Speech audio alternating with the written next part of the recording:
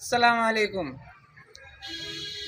सबसे बड़ा होता है अल्लाह, रब, ईश्वर, भगवान, गॉड। और उसके बाद हर जात के लिए उनका धर्म, और धर्म की जिन्होंने अपनी लाइफ के अनुसार, जैसे हमारा हुजूर पाक सल्लल्लाहु अलैहि वसल्लम है, गुरु नानक है, जैसे राम जी है, जैसे जैसे सब उनका पालन करता है, उनका अनुसरण करता है। तो उसके बाद आती है कौमें, यानी उनके लिए उनकी कौमें। कौम में रह के जो अपने निजी स्वार्थ के लिए कौम को हर तरीके से बलि चढ़ाएगा या नुकसान पहुंचाने की कोशिश करता है, जो अपना आप को ज़्यादा एडवांस और होशियार समझने की कोशिश करता है, उससे बड़ा कोई मूर्ख नहीं होता है। हमें सबसे पहले, हमारे यहाँ भारत में हमें रहते हैं, हमें सबसे पहले हमारे आन बान शान तिरंगा का निशान भीमराव अंबेडकर द्वारा लिखित संविधान है। यहाँ लॉ और एंड ऑर्डर यानी कानून है और कानून की पालना है यहाँ। अब रही बात राजनीति की। राजनीति में आजकल एजुकेशन बढ़ रही है और कुछ न कुछ हद तक कुछ हर समाजों में बढ़ रही है, कुछ भाई 21-20 का फ़र्क है। लेकिन जैसे जैसे ये हो रहा है तो लोगों को दिमागी तौर पे भी बहुत ज़्यादा एडवांस हो रहे हैं, क्योंकि सोशल मीडिया से क्या है कि पल पल की खबर लोग जाहिर हो जाते हैं। और पहले जब उस टाइम जब ये मीडिया सोशल मीडिया नहीं होता तो लोगों को मालूम नहीं होता था कौन क्या है, क्या बात की, क्या नहीं करी। अब पल पल की खबर होती है। और यहाँ तक है कि आदमी उसके चेहरे से, क्योंकि हमने साइकोलॉजी पढ़ी है, उसके चेहरे से, हाव भाव से, उसकी दिल की बात तक को लोग पढ़ लेते हैं। इसलिए ज़्यादा होशियार बनने की ज़रूरत नहीं है।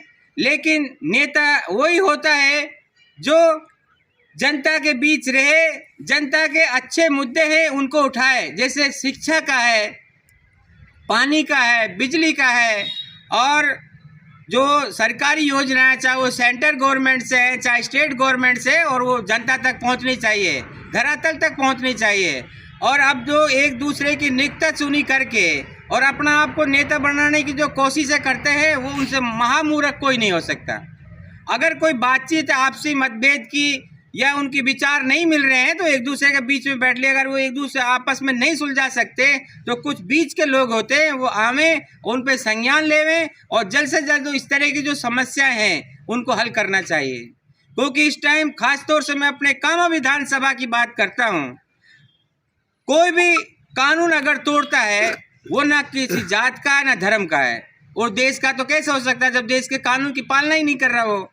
तो कोई धर्म नहीं कहता कि गलत आदमी का पक्ष लीजिए, ना कोई इंसान कहता है कि इसका पक्ष लिया जाए। गलत तो गलत ही है, सच सच्ची रहेगा। इसलिए जो लोग इस तरह की हरकतें कर रहे हैं, अब पता नहीं, खुद तो सुखी है दुखी है, लेकिन कुछ ऐसे कानून तोड़े जा रहे हैं जिनसे जो कर नहीं रहे हैं वो लोग भी परेशान हैं। एक सबसे बड़ा होता है एक जातीय मुद्दा, कि एक जो पूरी, जैसे शरीर होता है, अगर शरीर के किसी हिस्से में कोई कांटा चुभता है तो पूरे शरीर को दुख दर्द महसूस होता है। इसी तरह जब एक कौम के एक बंदे के साथ नाइंसाफ़ी होती है, अत्याचार होता है, तो वो सब एकदम डर भय पैदा हो जाता है। और यही एक वजह है देश के लिए खतरा की। इसलिए हमको मिलजुल के भाईचारे के साथ रहना है, चोर को चोर और साहूकार को साहूकार रहना है। और प्रशासन, राजनीतिक, धार्मिक और 26 अरे जैसे हम किसी का भला करेंगे तो हमारा भला होगा, क्योंकि भला का उल्टा होता है लाभ। लाभ तो मालूम है तुम्हें, फ़ायदा होता है। इसी तरह हम किसी पे अगर दया करेंगे तो दया से भी हमें क्या होगा, हमें दया से क्या होगा, वो याद करेगा। याद का मतलब उनके लिए अच्छी दुआएं देगा, उनके लिए अच्छी सोचेगा, अच्छा उसके भविष्य के लिए सोचेगा। कल 26 जनवरी है, तो 26 जनवरी के इस मौके पर सर्व समाज के लिए क्या मैसेज और क्या संदेश देना चाहते हैं? कल 26 जनवरी वो दिन है जब 26 जनवरी 1949 हमारे 1950 को हमारे देश का जो संविधान है वो लागू हुआ था। अब हमें इस अनेकता है और एक देश में रहते हैं, अनेकों मजहब, अनेकों धर्म हैं, अनेकों पंथ है, अलग अलग मतलब वेशभूषा, खान पान है, उनके रीति रिवाज हैं। तो उनमें क्या है कि भीमराव अंबेडकर द्वारा लिखित संविधान है, हमें संविधान के अनुसार रहना है।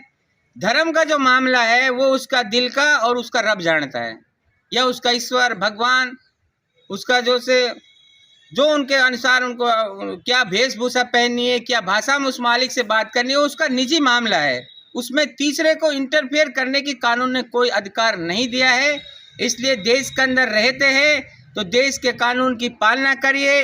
और सबको, अगर तुम खुश रहना चाहते हो तो हम भी अगले हर भारतीय को भी हम खुश देखना चाहते हैं। ये असली भारतीयता की पहचान है और यही एक राष्ट्र से यही प्रतीक होता है कि इसमें जो केसरिया रंग है ये साहस, त्याग और बलिदान का, और बीच में जो सफ़ेद है ये अमन चैन का, और जो नीचे है ये खुशहाली, प्रगति और उन्नति का, और इसमें जो चक्र है इसमें नीली जो है वो ये है कि 24 घंटा आशावान और पॉजिटिव रहिए और यकीन करिए उस मालिक पर और सबके लिए अच्छा सोचिए तो ऑटोमेटिक तुम्हारा भी अच्छा होगा। इसलिए खास